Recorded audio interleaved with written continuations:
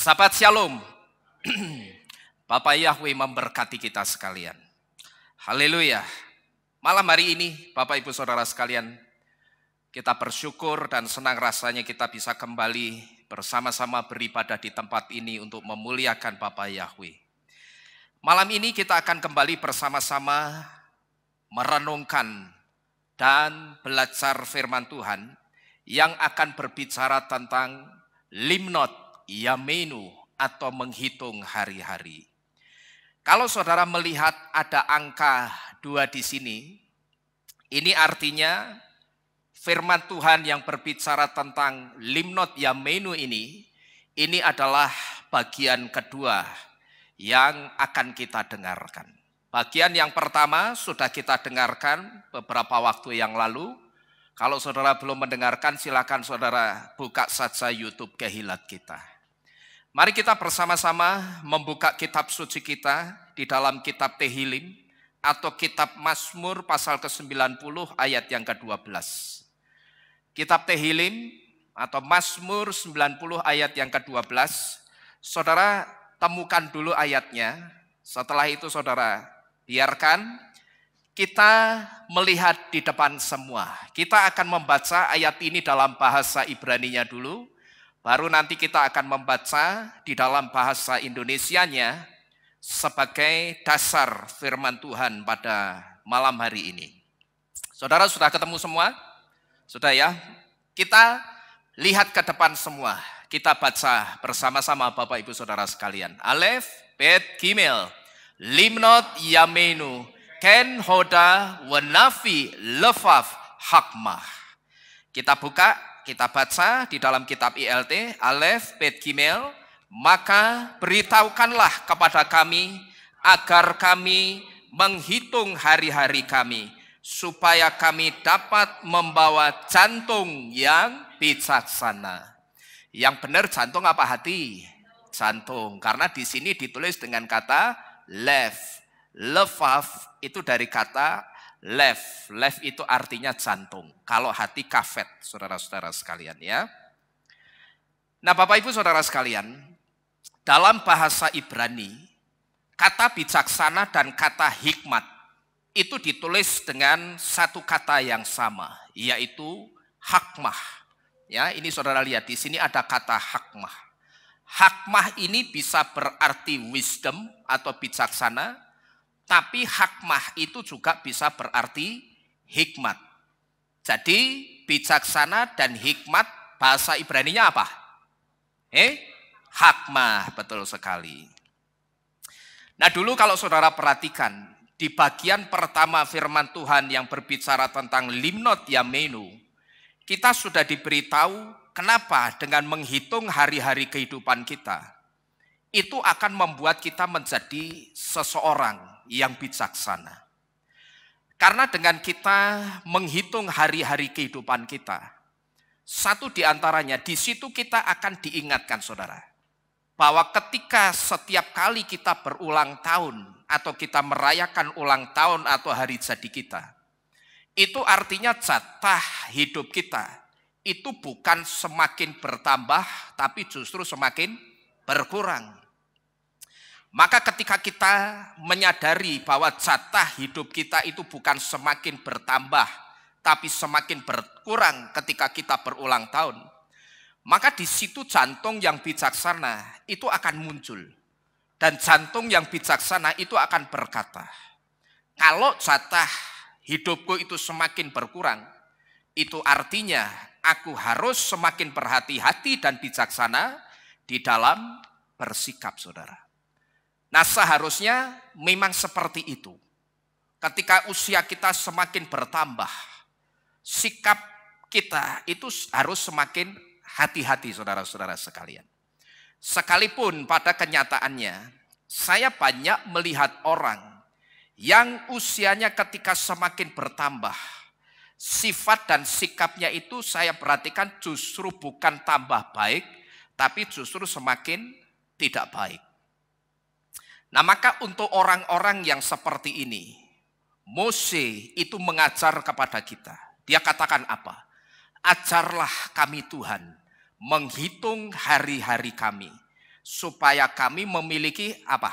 Jantung yang bijaksana. Dan kita juga sudah diberitahu dulu, kenapa jantung yang harus dibuat bijaksana selain hati. Hati itu juga harus dibuat bijaksana. Tapi jantung itu yang utama dibuat bijaksana. Itu ada apa?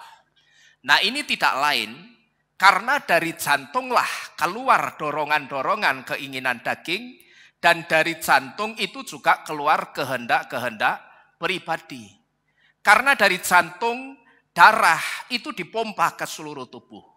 Dan darah yang dipompa ke seluruh tubuh ini adalah analogi dari keinginan daging kita.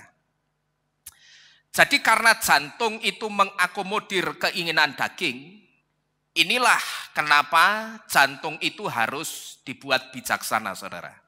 Yang utama harus dibuat bijaksana itu jantung. Karena apa? Karena jantung kita itu mengakomodir keinginan daging.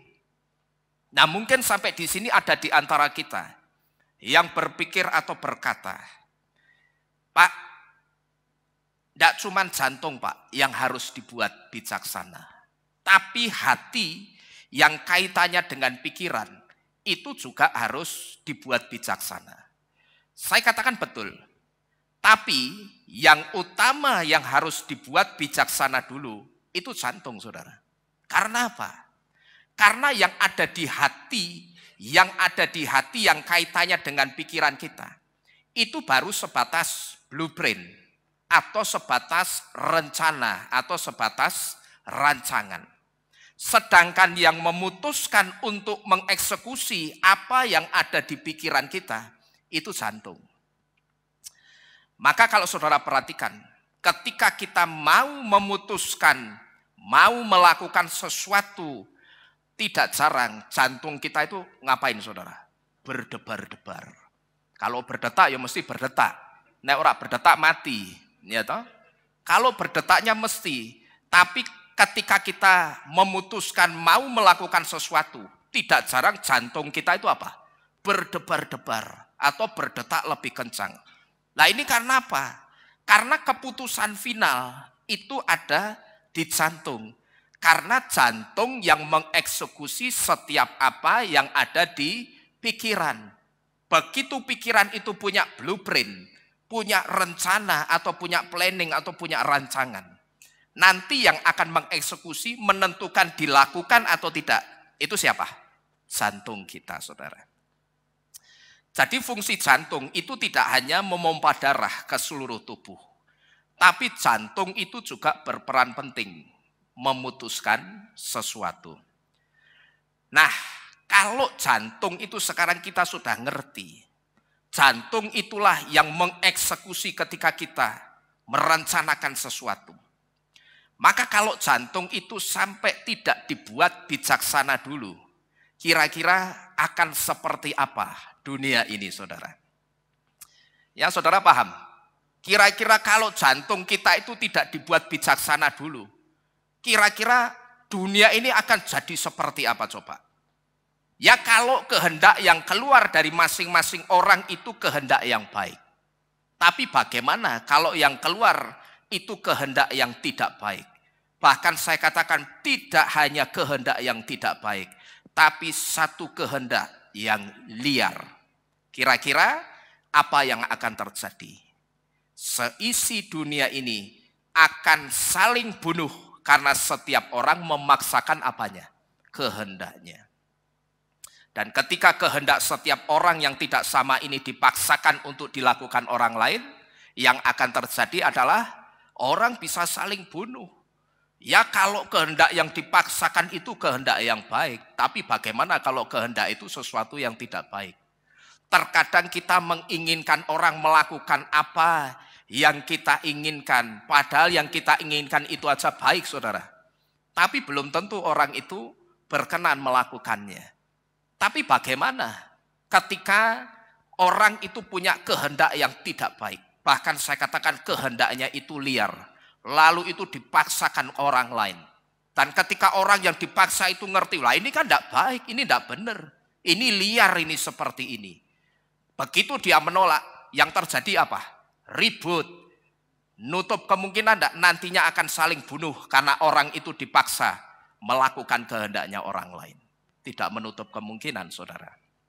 Ya, jadi inilah kenapa jantung itu harus dibuat bijaksana dulu.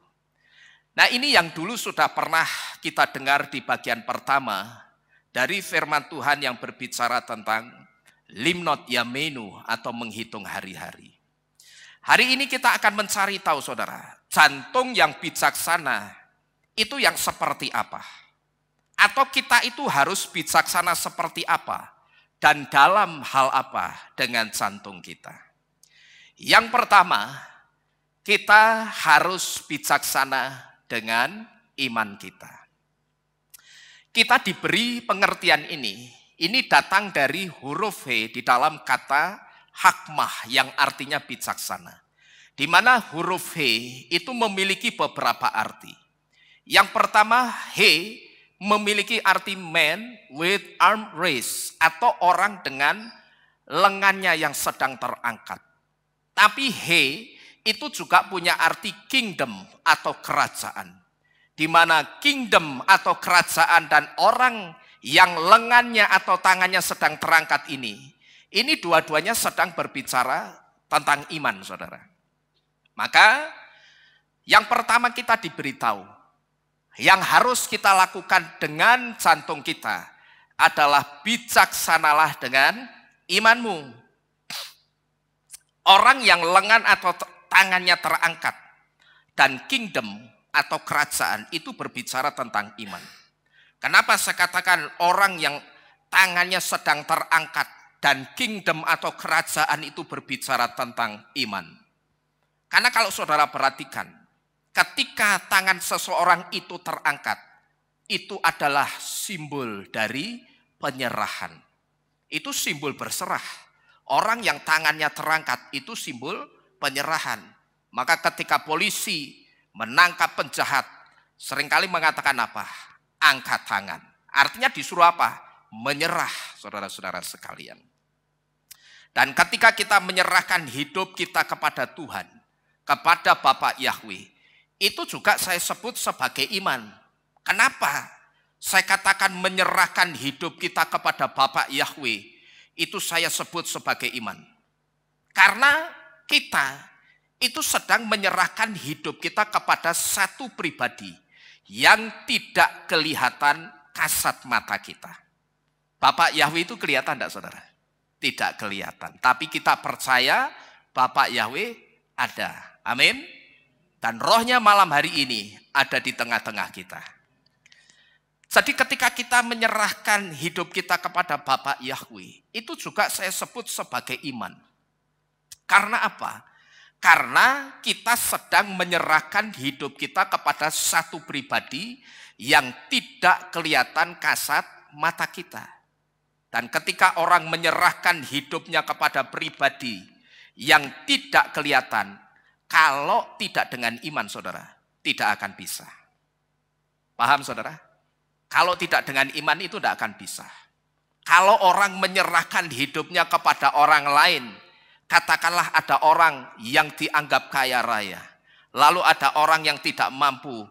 Orang yang tidak mampu itu kemudian mengatakan, Pak, sudah aku tak ngawulo ikut sama Bapak sampai mati. Ya, Bapak mau suruh apa saya kerja apa saja saya mau. Pertanyaannya, kenapa orang itu berani mengatakan saya tak ikut ngawulo ikut Bapak selama-lamanya deh? Karena orang itu melihat orang itu mampu. Tapi pertanyaannya karena dia melihat secara kasat mata ada orang yang mampu menghidupi kehidupannya sampai dia mati. Itu kalau orangnya kelihatan, pribadinya kelihatan, orang akan dengan mudah percaya. Tapi yang jadi masalah, Bapak Yahweh itu wujudnya roh, saudara. Dan roh itu hanya bisa dilihat dengan roh juga. Maka pada saat kita nyanyi, saya benarkan di sini. Lagu apa itu? Saat ku menyembahmu, rohmu bekerja. Lalu di lirik refrennya, itu kata-katanya yang lama apa? Ku angkat hatiku. Terus apa? Memandang kekudusanmu. Saudara ngerti? Kataku angkat hatiku itu jelas. Kata-kata itu artinya yang mengangkat hati kita itu siapa? Kita sendiri atau Bapak Yahweh? Kita sendiri. Karena kata-katanya apa? Ku angkat hatiku memandang kekudusanmu. Sampai kapanpun saya katakan tidak akan pernah bisa kita memandang kekudusan Bapak Yahweh. Karena apa? Bapak Yahweh itu wujudnya ruah atau roh. Roh itu harus dipandang atau dilihat sama-sama dengan roh. Maka kata-katanya yang benar itu bukan ku angkat hatiku, tapi angkatlah ruahku memandang kekudusanmu. Maka dengan demikian kita sedang minta roh kita itu diangkat melihat kekudusannya Bapak Yahweh. Pertanyaannya, yang ngangkat roh kita siapa? Bapak Yahweh atau kita sendiri? Bapak Yahweh. Kalau Bapak Yahweh yang mengangkat roh kita supaya kita bisa memandang kemuliaan Bapak Yahweh, bisa enggak kita memandang kemuliaan Bapak Yahweh? Bisa. Karena roh harus dilihat sama-sama dengan roh, saudara-saudara sekalian. Jadi, Bapak Ibu Saudara sekalian, menyerahkan hidup kepada pribadi yang tidak kelihatan, kalau tidak dengan iman, itu tidak bisa. Maka tadi saya katakan, man with arm raised, atau orang yang lengannya sedang terangkat ke atas ini sebetulnya simbol atau berbicara tentang iman. Nah demikian pula dengan kata kerajaan, itu juga berbicara soal iman.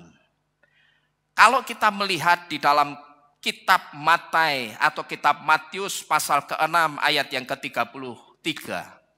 Kalau saudara temukan di situ ada kalimat carilah dahulu kerajaan Elohim atau kerajaan surga dan kebenarannya. Kata kerajaan di situ itu juga berbicara soal apa? Iman. Karena mencari kerajaan surga itu tidak bisa dengan kacamata apapun selain dengan kacamata iman, saudara. Bahkan saya katakan ilmu teologi pun itu tidak akan pernah bisa mempelajari rahasia kerajaan surga. Sekalipun teologi itu artinya ilmu yang mempelajari Tuhan. Ya, teologi kan artinya apa? Theos dan logos. Theos itu Tuhan, logos itu ilmu. Berarti teologi itu ilmu yang mempelajari Tuhan. Tapi saya katakan sekalipun teologi itu ilmu yang mempelajari Tuhan, teologi tidak akan pernah bisa mempelajari tentang rahasia kerajaan surga kalau tidak dengan kacamata iman. Jadi dengan kata lain, kita hanya baru bisa melihat rahasia kerajaan surga itu kalau kita pakai kacamata apa? Iman.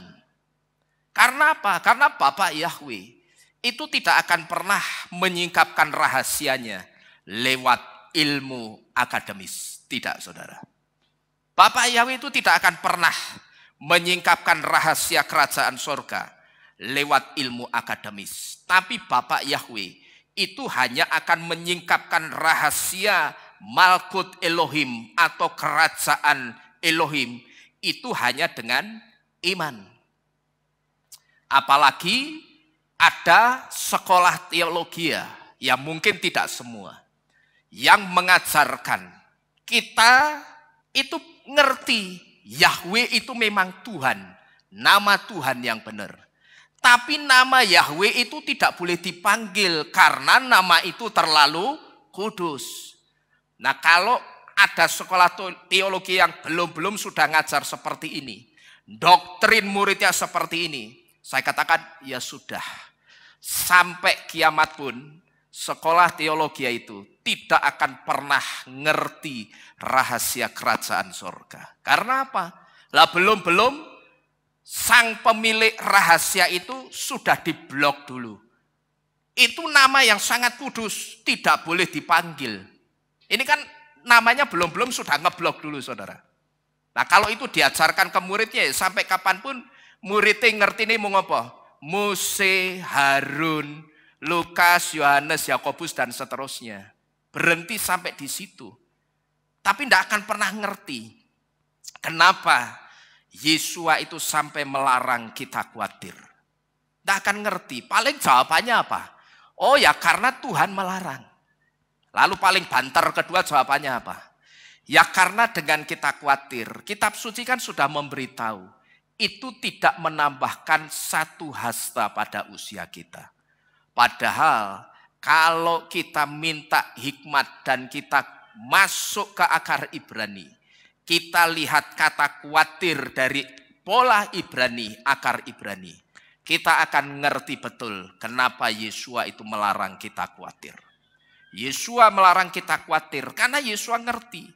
Di dalam kekhawatiran itu ada satu energi negatif yang sangat besar yang namanya curse atau kutuk. Maka ketika orang itu sedang khawatir, sebetulnya orang itu tanpa dia sadari dia sedang menyingkirkan energinya Tuhan yang namanya pertolongan keluar dari kehidupannya.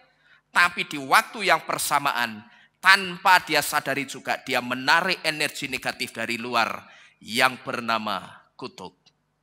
Maka ketika orang khawatir, kitab suci memberitahu, itu tidak menambah satu amah pada kumato. Tidak membuat kumatonya, perawakannya itu semakin baik. Tidak ada saudara, orang khawatir perawakannya semakin baik itu tidak ada.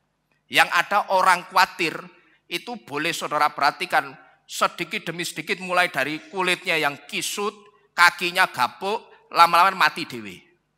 Nah iya kalau tidak percaya saudara buktikan.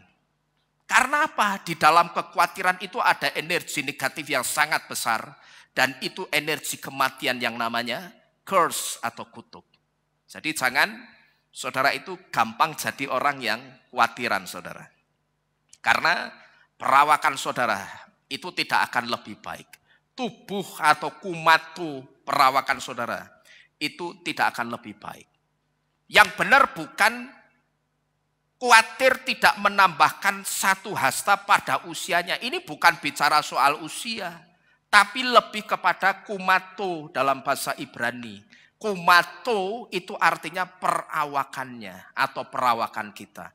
Tubuh fisik kita itu tidak akan semakin baik ketika kita khawatir.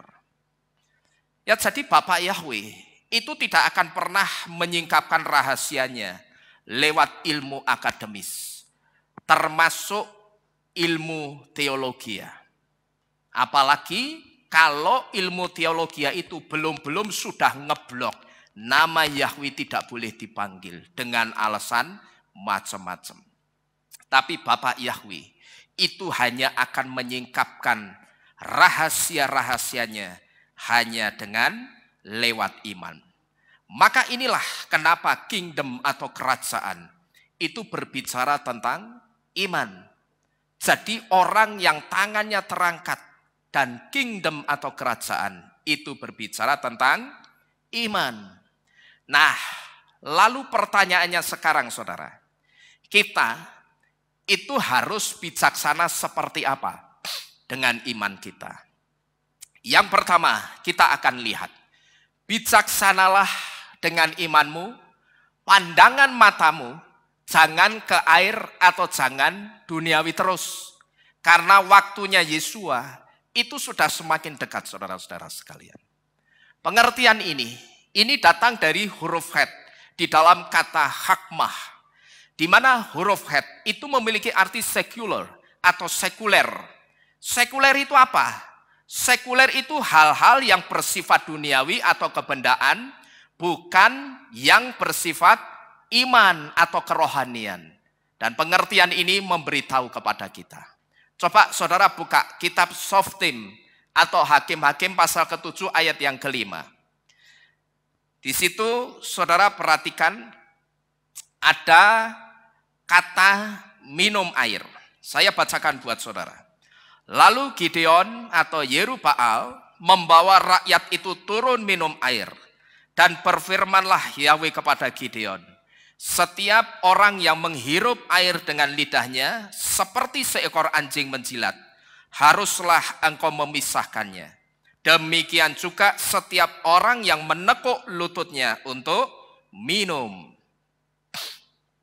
Di sini saudara, saya pernah mencontohkan sikap yang baik di dalam mempersiapkan diri menjelang waktu kedatangan Yesua. Itu lewat cara minumnya orang-orang Israel. Jadi sikap yang baik mempersiapkan diri menjelang waktu kedatangan Yesua, menyongsong kedatangan Yesua, itu tidak hanya kisahnya bisa kita pelajari melalui perumpamaan gadis bijaksana dan gadis yang bodoh. Tapi lewat cara minumnya orang-orang Israel pada saat Bapak Yahweh itu suruh Gideon. Gideon, waktu itu orang-orang Israel itu ceritanya mau perang saudara sama orang-orang Midian. Cuman begitu Bapak Yahweh melihat, lah ini kok orang-orang Israel semeh perang melawan orang Midian ini jumlahnya akeh men. Wah ini kebanyakan ini jumlahnya. Dan ini harus dikurangi. Nah waktu itu Bapak Yahweh suruh Gideon. Gideon saring, filter orang-orang yang akan dipilih untuk ikut perang. Caranya bagaimana? Bapak Yahweh suruh filter orang-orang yang mau dipilih. Bapak Yahweh ngomong, kita pilih orang yang terbaik untuk ikut perang dengan orang-orang Midian. Cuman caranya bagaimana? Caranya Gideon itu suruh bawa orang-orang Israel itu minum saudara. Ya, orang-orang Israel dibawa kalau tidak salah minum di mata air Harod kalau tidak salah ya. Di situ orang-orang Israel disuruh minum semua. Nah, ketika orang-orang Israel diajak minum oleh Gideon di mata air Harod, rupanya cara minumnya orang Israel ini macam-macam saudara. Ada yang minumnya itu ndlosor, badannya tengkurap, kepala sama lidahnya itu dijulurkan ke air, terus airnya dijilati. Seperti apa? Seperti anjing atau seperti kelef. Lalu ada juga orang Israel yang minum sambil menekuk lutut begini. Terus dia minum begini saudara.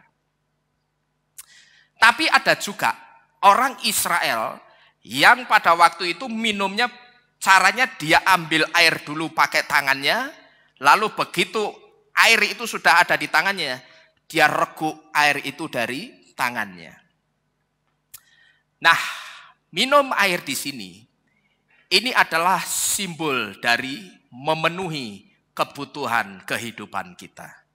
Bisa itu bekerja, bisa itu sekolah, dan sebagainya. Pokok minum air di sini ini adalah simbol dari memenuhi kebutuhan kehidupan kita. Tapi saudara, saya harus memberitahu bahwa sikap yang baik menyambut kedatangan Yesua itu bukan seperti orang Israel yang minum air dengan cara ditekuk kakinya. Apalagi yang caranya dilosor terus kepala sama lidahnya itu dijulurkan ke air seperti anjing jilati air begitu. Sikap yang baik menyambut kedatangan Yesua itu bukan seperti orang-orang Israel yang minumnya pakai ditekuk lututnya. Saya katakan posisi menekuk lutut ketika minum air memang itu menunjukkan sebuah kewaspadaan. Tapi sikap waspadanya itu hanya sedikit saudara. Karena apa? Karena pandangan matanya orang yang minum air dengan cara lututnya ditekuk. Pandangan matanya itu masih dominan ke air. Bukan ke sekeliling air itu saudara. Bukan kepada keadaan sekeliling. Tapi matanya dominan kemana ini? Dominan ke air. Orang perang itu mutlak harus waspada mengawasi keadaan sekeliling. Orang kalau sudah masuk ke medan perang, mata ini mesti waspada. Bahkan sampai kalau ada orang-orang perang, saya sering nonton di YouTube, ya seperti sekarang ini yang sedang terjadi di Papua. Itu tentara-tentara kita, TNI, itu matanya harus siaga saudara, 24 jam. Bahkan sampai gantian giliran waktu jaga. Supaya apa? Mata ini bisa mengawasi keadaan sekeliling. Karena apa? Karena orang kalau sudah masuk medan perang, mengawasi keadaan sekeliling itu sesuatu yang mutlak. Nah, orang yang pandangan matanya itu dominan ke air, ini saya sebut sebagai orang yang tidak bijaksana dengan imannya. Dia tahu Yesus sebentar lagi mau datang, tapi matanya masih kemana? Ke air terus. Yang diurusi apa? Ini, duniawinya terus. Gitu loh. Yang diurusi itu semua yang duniawi. Wes, ora usah Tuhan-Tuhanan, ora usah iman-imanan, sing penting carane piye entuk duit tak lakoke. Itu saya sebut sebagai orang yang tidak bijaksana dengan imannya.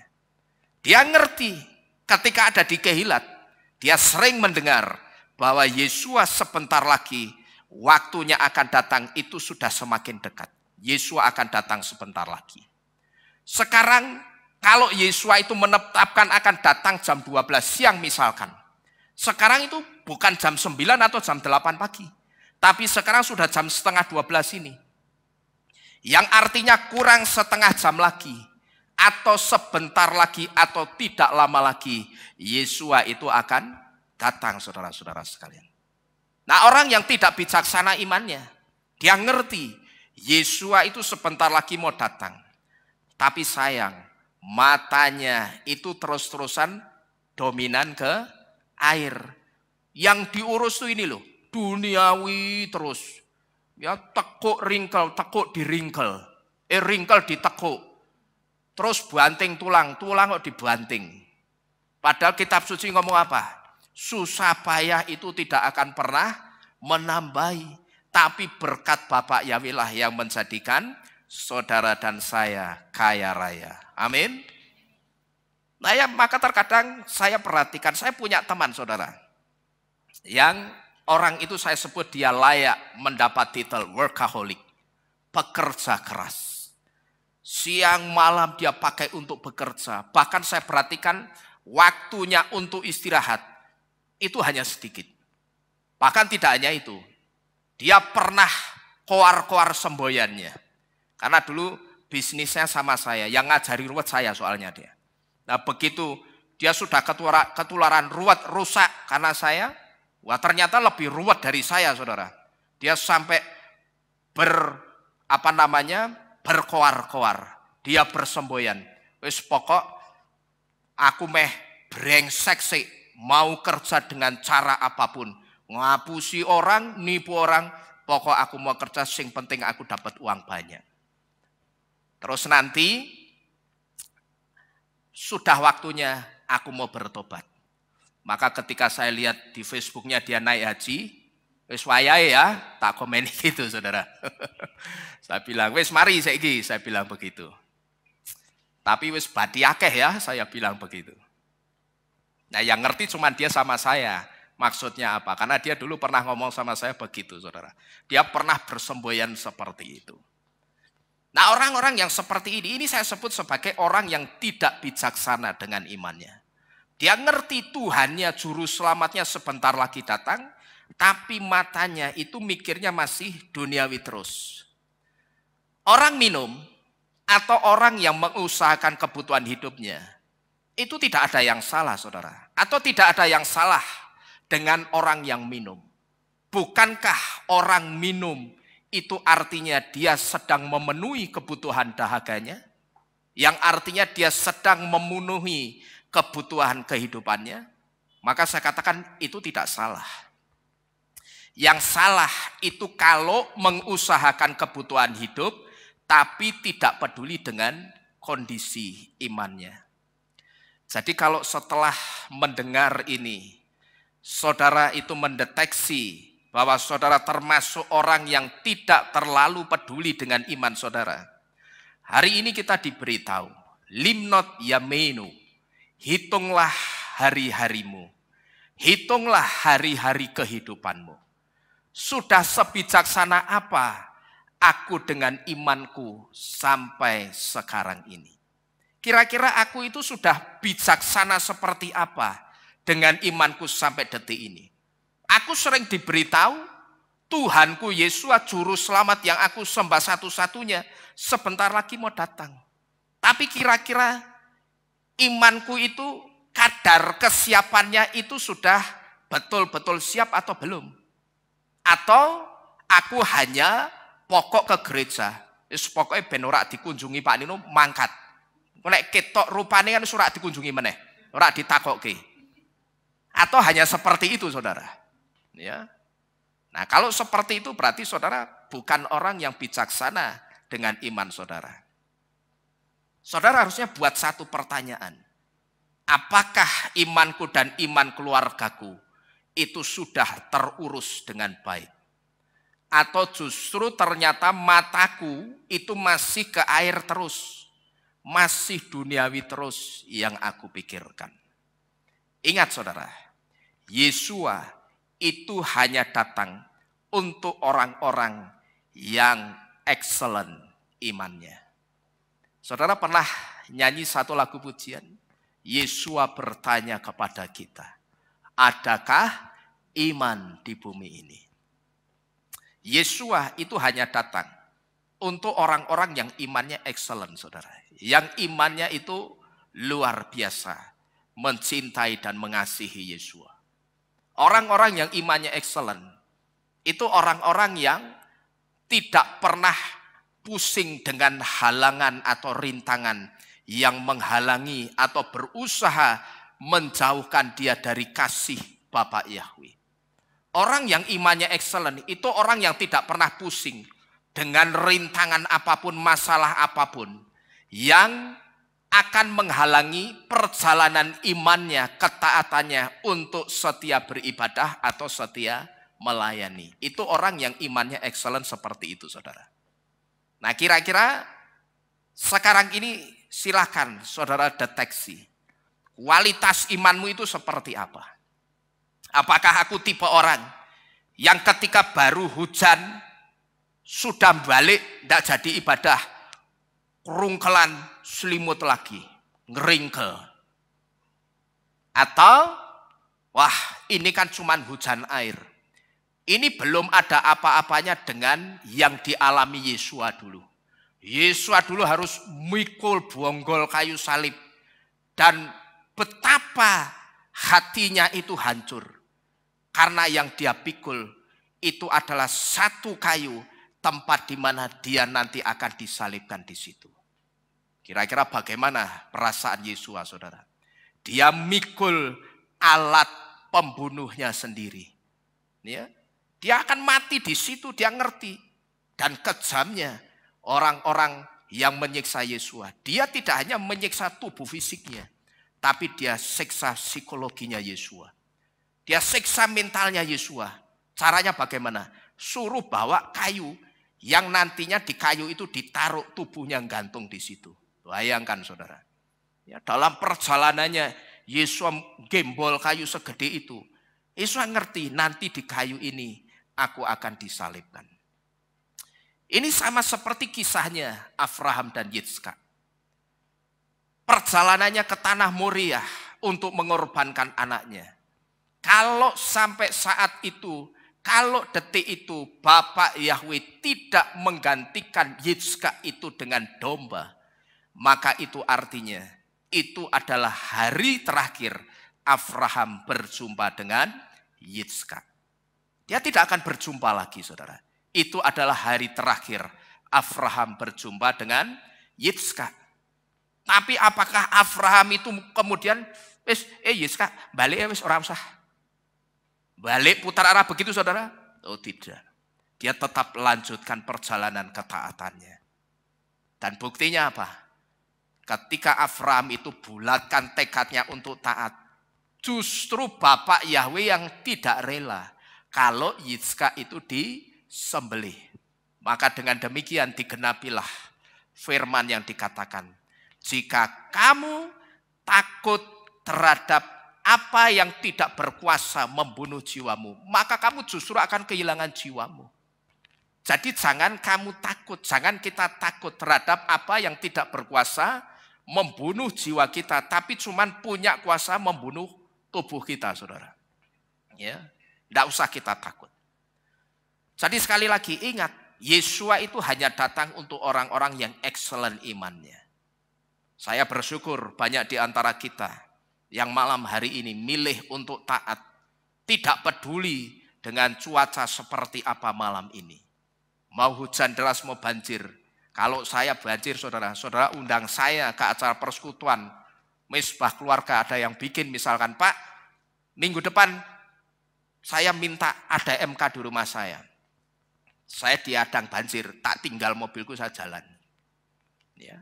Karena yang saya renungkan dan saya bayangkan, apa yang saya alami itu belum seberapa dibandingkan apa yang dialami Yesua dan Abraham, saudara. Abraham dia mesti melewati satu banjir besar yang bisa menenggelamkan dia dan Yitzhak. Tapi dia tetap lewati itu. Dan justru dia ketika melewatinya, dia masuk dalam kemenangan ketaatannya, saudara-saudara sekalian. Jadi sekali lagi, satu hal yang harus kita ingat yang pertama, Yesua itu hanya datang untuk orang-orang yang imannya excellent. Lalu yang kedua, kita harus bijaksana dengan iman kita seperti apa?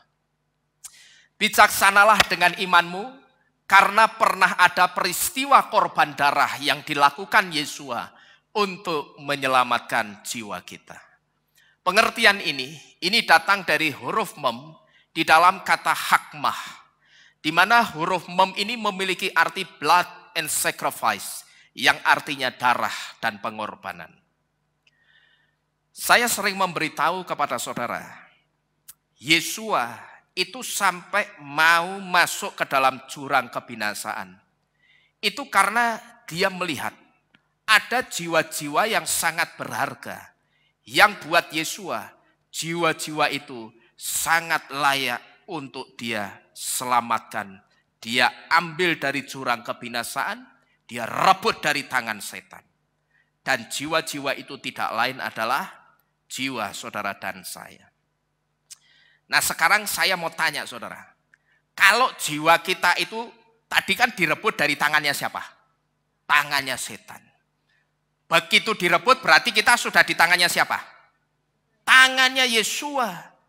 Kalau kita sudah di tangannya Yesua, berarti saudara dan saya itu sudah aman atau belum? Sudah aman belum? Sudah. Nah kalau kita itu sudah aman di tangannya Yesua, di tangan Tuhan yang perkasa, yang membuktikan kuasa dan kedahsyatannya. Dia mati tapi pada hari yang ketiga dia bangkit. Kalau kita sudah ada di tangan yang penuh kuasa, kita itu tidak perlu takut lagi dengan ancamannya anti Hamasiah, saudara. Anti Hamasiahnya sekarang ini lagi ngancam apa? Kalau tidak punya tandanya binatang buas, tidak bisa aktivitas macam-macam. Kan sekarang ini si anti Hamasiah itu sedang menebar teror ketakutan di mana-mana. Orang yang tidak punya tandanya si anti Hamasiah, dia tidak akan bisa beraktivitas macam-macam nantinya. Dia tidak bisa membeli, dia tidak bisa menjual, dia tidak bisa bekerja, dia tidak bisa bersekolah. Yang intinya orang itu akan dibatasi pergerakannya, dihimpit pergerakannya. Coba saya mau tanya saudara, setan sama anti Hamasiah itu sama atau tidak? Jawab sing tegas. Setan sama anti Hamasiah itu sama atau tidak? Sama. Kenapa saya katakan setan dan anti Hamasiah itu sama? Karena yang di dalam anti Hamasiah itu setan. Demikian pula sebaliknya, setan itu juga anti Yesua atau anti Hamasiah. Dia tidak suka dengan Yesua. Maka berbagai cara itu dia lakukan. Orang mau beribadah dihambat. Bagaimana caranya jangan beribadah. Orang sudah pelayanan baik-baik dikasih alasan supaya taruh letakkan pelayanannya. Nah kalau saudara ikuti, saudara terus tidak ibadah, Karena baru cuman kalangan apa-apa yang sebetulnya masih bisa disiasati. Dan saudara letakkan pelayanan saudara yang sebetulnya alasan saudara itu masih bisa disiasati. Ya sebetulnya suka atau tidak, saudara harus mendengar ini. Bahwa saudara itu sudah mengakomodir maunya setan. Saudara sudah bersepakat dengan setan, tapi itu tidak saudara sadari. Karena intinya, setan itu anti Hamasiah, anti Yesua. Pokok orang yang mau ketemu Yesua, orang yang mau melayani Yesua, bagaimana caranya, itu harus dijatuhkan. Kalau orang itu taruh pelayanannya, dia batal berangkat ibadah, setan di situ gedok palu. Sukses, mission accomplished. Misi tergenapi. Tapi yang jadi masalah itu misinya setan, saudara. Ya, jadi saudara renungkan baik-baik hal ini. Kalau kita menerima bahwa setan dan anti Hamasiah itu sama, ya jadi hati-hati. Jangan kita ikuti maunya setan. Sekarang saya mau tanya lagi. Tadi setan sama anti Hamasiah sama atau tidak? Sama. Sekarang saya mau tanya. Kalau Yesua sudah merebut jiwa kita dari tangannya setan. Perhatikan baik-baik. Merebut itu sama dengan menyelamatkan enggak, saudara? Merebut dan menyelamatkan sama atau tidak? Sama. Kalau sama, pertanyaannya kenapa orang itu mesti takut dengan ancamannya anti Hamasiah, sehingga banyak orang yang mau menerima tandanya binatang buas itu. Diancam, kamu tidak mau diisi, kamu tidak akan bisa bekerja. Kamu tidak mau diisi, kamu tidak akan bisa sekolah. Nek saya ora sa sekolah. Ora sekolah apa kita mati? Tidak, saudara. Ya, kita tidak sekolah tidak mati. Semboyan saya cuma begitu, saudara. Saya sudah ngomong sama anak-anak saya. Kalau sekolahmu memaksa harus diisi tandanya itu, Papa keluarkan kamu dari sekolah. Adik ipar saya Pak Dedeng ini ada istrinya. Itu juga keluarkan anaknya dari sekolah. Yang padahal anaknya yang pertama itu hanya kurang setahun lagi lulus. Tapi karena sekolahnya menetapkan harus pakai tandanya binatang buas, Pak Dedeng keluarkan anaknya. Dan jangan dikira keluarkan anaknya masuk ke sekolah yang baru itu tidak pakai duit. Duitnya itu kalau buat kita pesta itu mungkin 3 hari 3 malam tidak habis untuk masukkan sekolah anaknya ke tempat yang baru. Yang tidak mengharuskan pakai tandanya binatang buas itu. Artinya bukan uang yang sedikit, uang banyak. Tapi itulah harga sebuah ketaatan, saudara.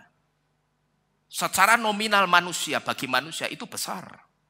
Tapi untuk sebuah ketaatan itu tidak ada artinya sama sekali. Saya percaya Bapak Yahweh pasti memperhitungkan orang-orang yang taat seperti ini.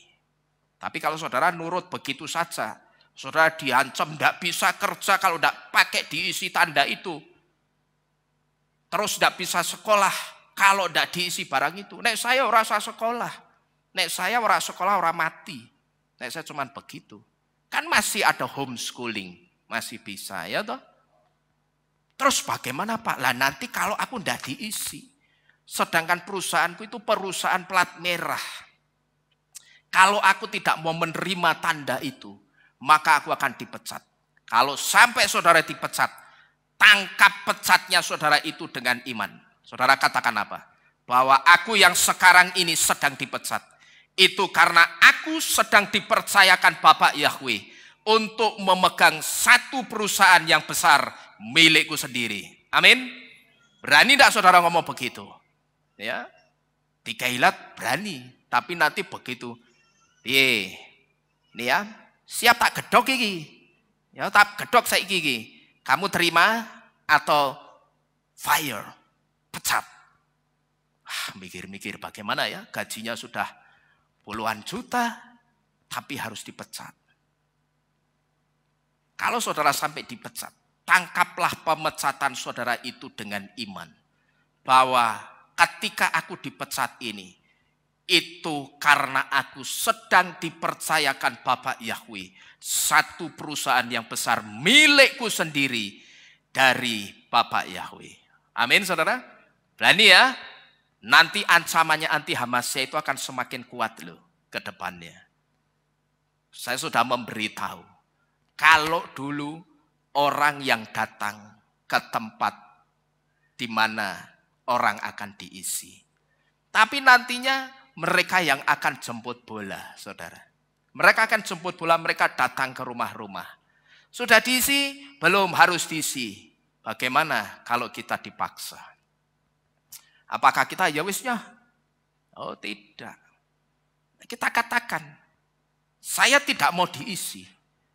Itu karena iman saya tidak menerima tandanya binatang buas. Saudara katakan seperti itu. Kalau mereka, saudara deteksi, yang datang petugasnya bukan anak Bapak Yahweh atau bukan anak Tuhan, katakanlah bukan orang Kristen. Saudara katakan, kalau di iman saudara, ini namanya akidah. Yang tidak bisa diganggu gugat. Soal iman itu tidak bisa diganggu gugat. Jadi kalau kami menolak, itu ada dasarnya. Dan dasarnya itu bicara soal iman kami. Bukan karena apa-apa. Itu dasarnya iman kami. Iman kami tidak menerima tandanya binatang buas. Karena di kitab suci saudara tidak pernah dinubuatkan tentang tanda ini. Tapi di kitab suci kami sudah dinubuatkan kemunculan tanda ini. Maka kami menolak. Begitu saudara-saudara sekalian. Jadi jangan kita itu gampang menyerah dengan keadaan. Siasati apapun yang coba menghalangi kita. Jadi Bapak Ibu Saudara sekalian, kita kembali. Kalau antara setan dan anti Hamasyah itu sama, kenapa orang itu takut dengan anti Hamasyah sehingga orang itu mau menerima barangnya anti Hamasyah? Wong kita itu sudah diselamatkan Yesua. Saudara dan saya itu sudah dipegang oleh tangan Yesua yang perkasa. Kenapa kita mesti takut dengan ancamannya anti Hamasyah? Nggak usah takut. Coba saya rindu. Malam ini ketika saudara mendengar firman ini, saudara buka pikiran saudara. Tadi saya sudah tanya pelan-pelan kepada saudara dan saudara sudah menjawab dengan tegas. Merebut dan menyelamatkan itu sama atau tidak? Sama. Kalau sama berarti logikanya kita sudah aman di tangannya Yesus atau belum? Sudah aman. Kalau saudara belum paham maksud saya coba kasih ilustrasi. Katakanlah pointer ini. Ini adalah simbol atau gambaran saudara dan saya. Saudara anggap pointer ini tubuh saudara dan tubuh saya. Ya, pointer ini siapa? Kita, saudara dan saya. Lalu tangan kiri ini adalah tangan Yesua. Jadi ibaratnya saya sedang jadi Yesua yang memegang kehidupan saudara dan saya. Paham? Ya, ini pointer ini tadi kita. Terus ada setan datang. Setan ngancam kita macam-macam, anti Hamasyahnya ngancam kita macam-macam. Kamu tidak pakai tandanya binatang buas, tidak pakai tandaku. Kamu tidak akan bisa aktivitas macam-macam. Saudara ngerti? Begitu setan ngancam begitu. Karena kita sudah dipegang tangan Yesua. Tangan kiri Yesua itu sudah duding setan. Setan, kamu jangan macam-macam sama orang-orang ini ya. Karena orang-orang ini sekarang sudah jadi milikku. Dia sudah aku rebut dari kamu. Maka dengan demikian sekarang orang-orang ini bukan milikmu lagi. Tapi orang-orang ini adalah milikku. Karena kita dipegang tangan siapa? Yesua. Berarti aman tidak kita saudara? Saudara buka pikiran saudara. Ketika jiwa saudara itu sudah direbut Yesua. Rebutlah nganggo tangan. Betul saudara ya? Direbut pakai tangan jeret. Terus dipegang begini. Berarti aman tidak kita? Sangat aman di tangan Yesua. Tidak usah takut. Ya, tidak usah kita takut dengan ancaman tidak bisa begini, tidak bisa begitu. Kalau tidak punya tandanya binatang buas. Saya hanya percaya Roh Kudus masih ada di dunia ini. maka Roh Kuduslah yang akan menolong saudara dan saya. Dia yang akan buka jalan untuk kita. Ya pokok selama belum pengangkatan, berarti Roh Kudus itu masih ada. Ingat, ketika Yesua naik ke sorga, diangkat. Yesua pada waktu itu ngomong apa? Aku akan mengirimkan penolong dan penghibur bagimu. Penghibur dan penolong. Berarti nolong kita enggak? Pasti nolong kita. Jadi jangan gampang kita itu menyerah begitu saja saudara. Belum sudah menyerah. Ya jangan begitu pola iman kita. Karena kita itu sudah diselamatkan Yesua. Kita sudah dipegang kuat-kuat oleh Yesua. Kenapa mesti kita takut? Pada saat ancaman itu dilemparkan. Saudara ngerti? Yesua itu langsung menyingkirkan kita. Dia sembunyikan kita di belakang punggungnya. Yang kena siapa sekarang? Yesuanya. Yang kena bukan kita, saudara. Karena kita apa? Sudah disembunyikan Yesua di balik punggung Yesua. Artinya kita itu diamankan. Kira-kira kalau Yesua ngomong seperti itu, seperti tadi sama setan. Ya, kamu jangan macam-macam ya setan. Orang-orang ini sudah jadi milikku. Kamu macam-macam sama orang ini, urusannya sama aku berat. Kira-kira nek Yesua sudah ngomong seperti itu, setannya berani tidak ganggu kita, saudara? Tidak berani. Tapi kalau saudara takut, belum sudah takut, kitab suci memberi apa? Ketika kamu takut dalam kesesakanmu, maka kecillah kekuatanmu. Ngerti saudara? Saudara takut itu saudara jadi kecil di hadapan setan. Gitu loh. Maka setannya jadi berani, wong saudara kelihatan kecil. Tapi nek saudara berani, mbok tubuh saudara itu pendek, saudara itu akan kelihatan tinggi besar, perkasa di depan setan. Ngerti? Ya. Karena apa? Saudara punya keberanian. Jadi sekali lagi saudara, ingat Yesua ketika datang nanti, dia mencari orang-orang yang punya iman. Jadi bijaksanalah dengan imanmu. Karena yang membuat saudara dan saya hidup, itu darah Yesua yang mahal, bukan barangnya anti Hamasiah. Yang membuat saudara dan saya bisa hidup sampai detik ini, itu karena di dalam darah kita, itu juga mengalir darahnya Yesua Hamasiah yang memberikan kita keselamatan. Di dalam darah kita, itu ada darahnya Yesua. Dan di dalam tubuh kita, DNA kita, itu ada Bapak Yahweh loh saudara. Di DNA kita itu ada nama Yahweh. Ada Yod-He-Woh-He di dalam tubuh kita. Kalau di dalam tubuh kita, di darah kita ada darah Yesua. DNA kita ada DNA-nya Bapak Yahweh. Jangan terus ditambahi jus melon. Ya. Jangan saudara tambahi apa jenenge barangnya anti Hamasiah, itu jenenge ngerusak darah Yesua. Gitu loh. Kalau sudah ada darah Yesua luar biasa enggak darah kita itu. Enggak sekedar darah biru loh kita itu. Karena kita itu darah dari pemilik kerajaan Siamayim. Itu ada di dalam darah kita. Jadi jangan ditambahi barang lain. Karena barang itu akan merubah DNA menjadi RNA yang liar.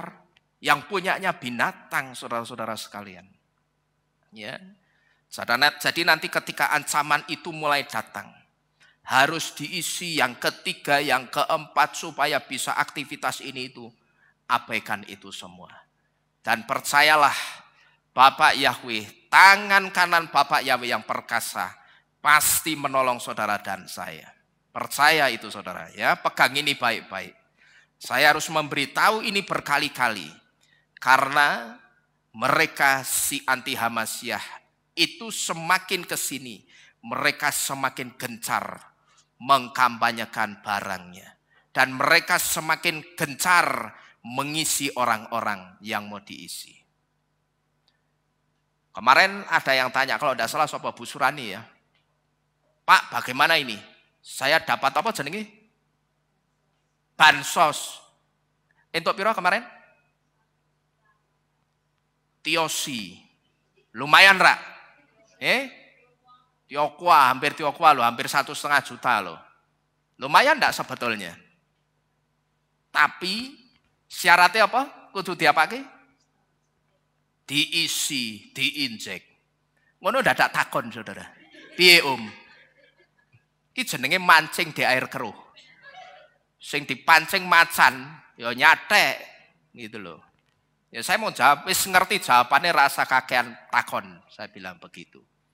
Ya toh? Ayo bagaimana? Wah, ini kondisi sedang begini nih. Katanya resesi sebentar. Duit segitu itu besar loh jumlahnya. Nah kayak segitu, saya dikasih 2 triliun diisi wegah. Ngapain setelah diisi itu saya dikendalikan? Ya toh? Ya saya enggak mau. Hidup saya hanya boleh dikendalikan oleh Bapak Yahweh. Hidup kita itu hanya boleh dikendalikan oleh Bapak Yahweh, saudara. Karena ketika Bapak Yahweh yang mengendalikan hidup kita, saudara dan saya buktikan di dalam nama Yeshua HaMashiach, saudara pasti aman bersama Bapak Yahweh. Amin. Tapi syaratnya, berikan hidupmu kepada Bapak Yahweh untuk Dia kendalikan hidup saudara. Kemudian berikutnya saudara, kenapa kita harus bijaksana dengan iman kita? Bijaksanalah dengan imanmu, karena ada keter atau crown atau mahkota untuk mempelai wanita yang menunggu untuk dipakaikan di kepala kita. Huruf kaf di dalam kata hakmah. Huruf kaf ini memiliki arti satu di antaranya keter, yang artinya mahkota. Dan ini saudara, yang paling penting untuk kita ingat. Kenapa kita itu mesti bijaksana dengan iman kita? Jangan sampai kita jual iman kita demi apapun. Ya, saya sudah memberitahu kalau tidak salah hari Rison kemarin. Saya ngomong pokok nganggo penggambaran ilustrasi sing nandes gitu loh ya. Nggak mau saya pakai ilustrasi sing alus-alusan, saya nggak mau. Ya secara khusus muda-mudi di tempat ini, pemuda di tempat ini. Iman saudara di dalam Bapak Yahweh dan Yeshua itu sudah final destination. Tujuan terakhir imanmu. Saudara tidak boleh mundur ke Yesus Kristus. Itu sudah tidak boleh. Apalagi ke Tuhan yang lama, Tuhan A. Itu sudah tidak boleh. Pokok saudara hanya boleh pakem di dalam Bapak Yahweh dan Yeshua. Jangan sampai anak-anak muda di tempat ini tukarkan imannya di dalam Bapak Yahweh dan Yeshua cuman dengan burung dan sangkar burung. Akan ini ya. Burung dan sangkar burung itu sama-sama bau, ngerti tidak? Ngerti maksudnya?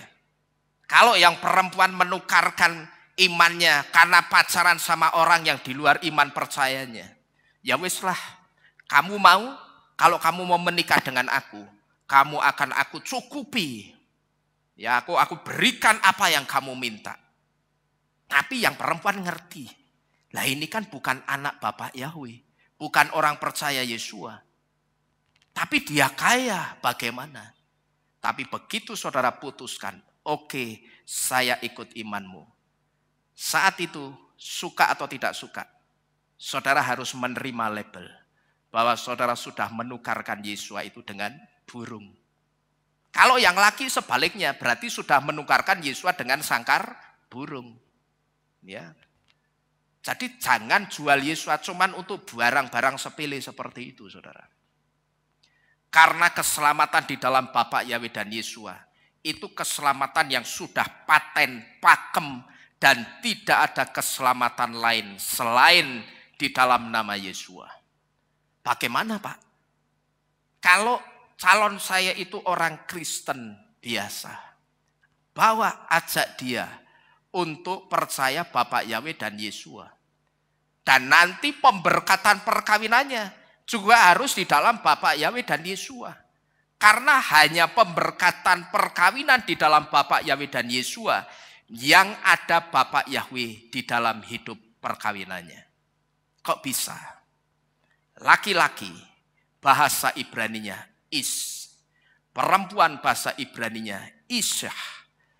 Ketika dua huruf Ibrani yang menyusun kata Is dan Isyah dijadikan satu begini, saudara.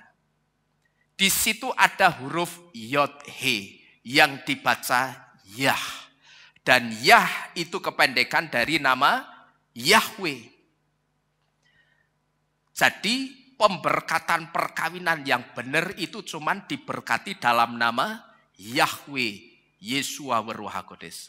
Karena di situ baru ada Bapak Yahwehnya yang menjadi Hatoteret, pihak ketiga yang akan menaungi dan melindungi kehidupan perkawinannya. Tapi pertanyaannya lah bagaimana Pak? Kalau saya tidak diberkati dalam nama Yahweh, Yeshua dan Ruach Kodes perkawinan saya. Yang ada dalam perkawinan orang itu bukan Bapak Yahweh, tapi es yang artinya api. Api di sini berbicara tentang apa? Kehancuran. Karena apa? Is dan Isyah, begitu dua huruf Ibraninya ini digabungkan. Di situ hanya ada jadi 4 huruf. Alef, Yod, Sin, He. Yod dan He dibaca apa? Yah. Dan itu siapa? Yahweh. Tapi ketika Yahwehnya diambil dari Alef, Yod, Sin, He, maka tinggal 2 huruf, yaitu huruf Alef dan huruf Sin, yang dibaca Es, yang artinya api. Paham saudara? Jadi kenapa perkawinan itu harus diberkati dalam nama Yahweh? Karena supaya ada Bapak Yahweh yang hadir dalam hidup perkawinan. Kalau saudara yang sudah menikah, melangsungkan perkawinan, tapi dulu belum tahu, belum diberkati dalam nama Yahweh, perbarui perkawinan saudara. Pemberkatan perkawinan saudara itu harus diperbarui.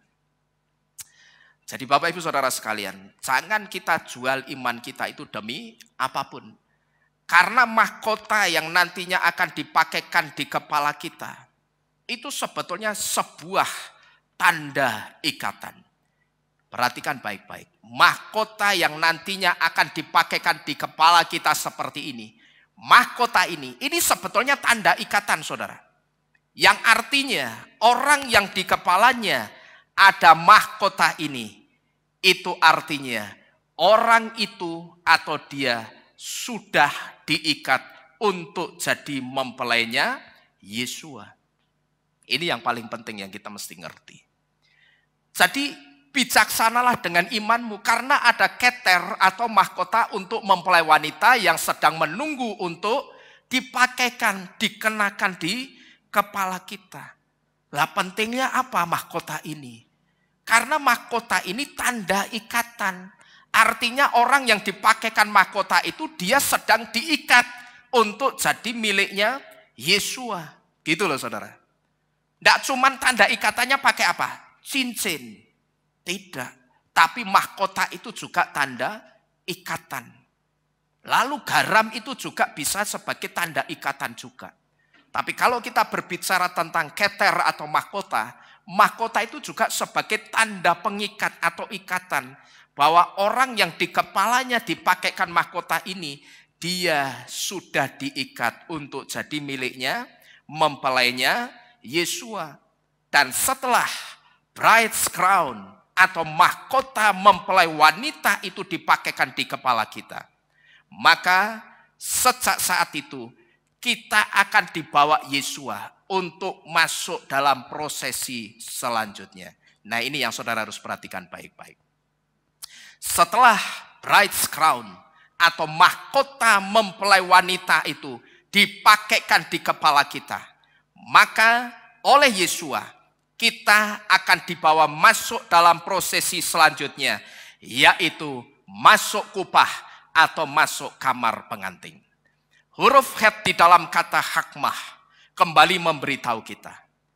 Huruf het memiliki arti kupah yang adalah kanopi perkawinan.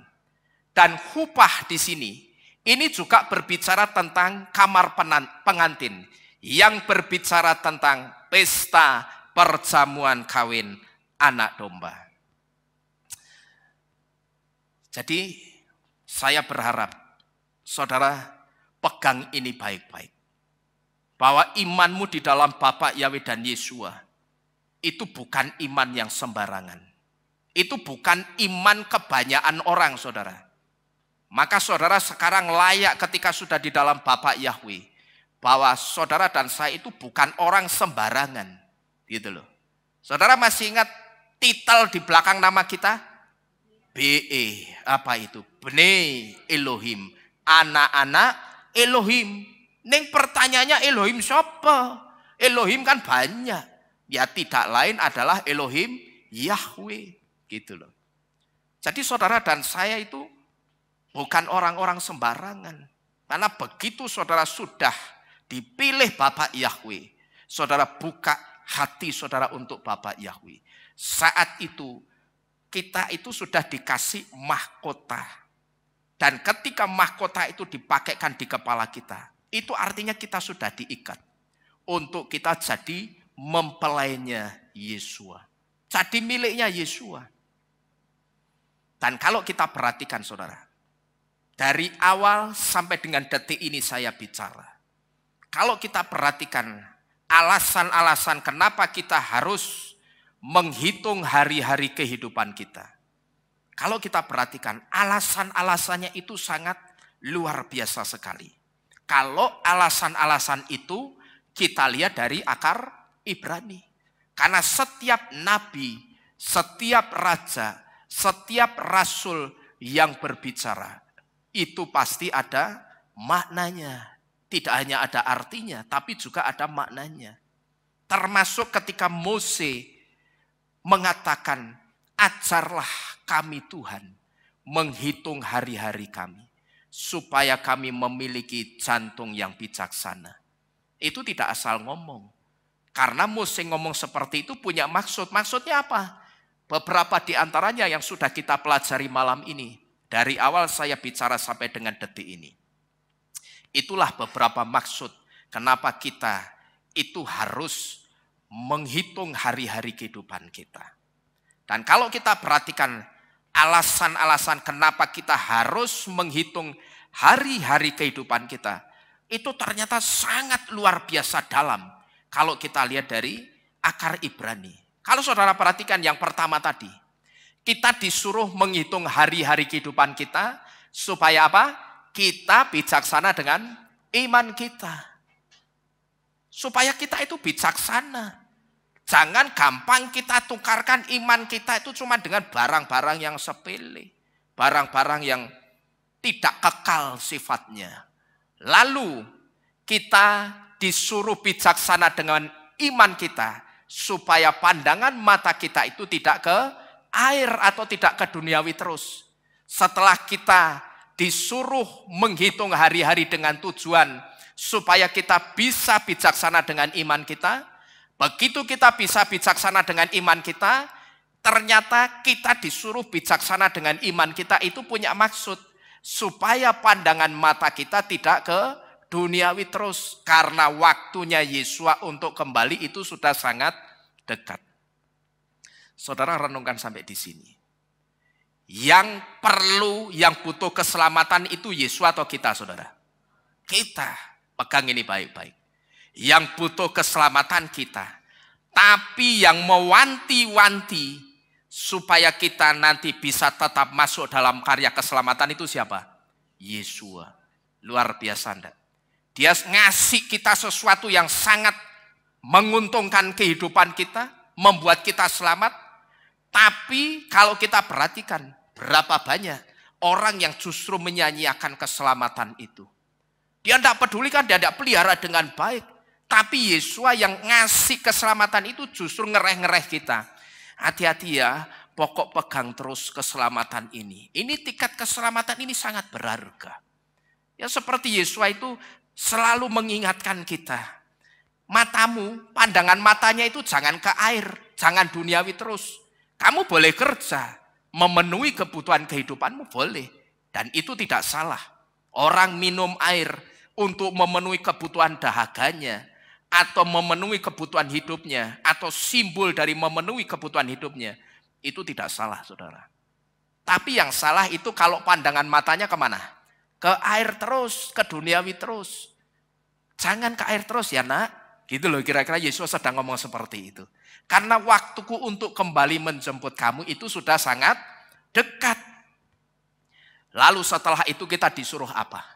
Kita disuruh bijaksana dengan iman kita supaya kita ingat bahwa pernah ada peristiwa korban darah yang dilakukan Yesus untuk menyelamatkan jiwa kita.